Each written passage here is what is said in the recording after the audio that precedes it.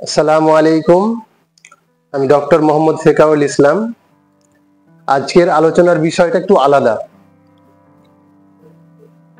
আমাদের ওপিডিতে বেশ কিছু মা বাবা আসেন, এসে ভীত সন্ত্রস্ত হয়ে বাচ্চার অ্যাকচুয়াল প্রবলেম না বলেই বলেন যে আগে বাচ্চার রিপোর্টগুলো দেখুন। কারণ হয়তো কোনো ডাক্তারবাবু ওনাদেরকে বলেছেন যে বাচ্চার শরীরে ইনফেকশন আছে, আর এই ইনফেকশন কথাটা বাজারে হট কেকের মতো বিক্রি হয়, মানে বাচ্চার মা বাবারা অত্যন্ত ভীত সন্ত্রস্ত হয়ে পড়েন।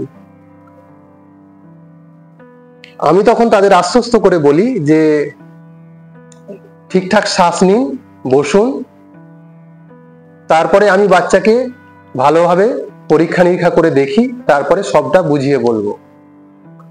আমরা আমাদের এতদিনের অভিজ্ঞতা থেকে যা শিখেছি, তার সাথে আমাদের টিচারদের কাছ থেকে যা শিখেছি, তাতে শুধুমাত্র রিপোর্টের ভিত্তিতে বাচ্চার চিকিৎসা নয়,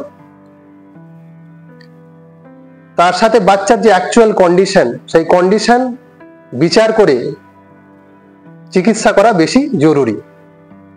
এবার বলি যে এই যে ইনফেকশন কথাটা শুনেই অযথা ভয় পাবেন না, কারণ এই ইনফেকশন আমরা সচরাচর দেখতে পাই আমাদের সাথে, যেমন হয় সর্দি, জ্বর, কাশি, পাতলা পায়খানা, এগুলো প্রত্যেকটা ইনফেকশন, আর এগুলো নিয়ে আমরা বেঁচে আছি।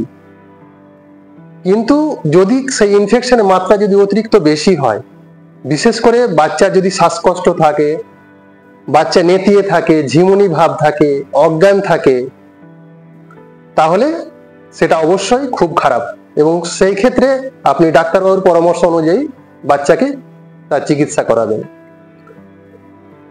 তার মানে আমি যেটা বলতে চাইছি সেটা হলো যে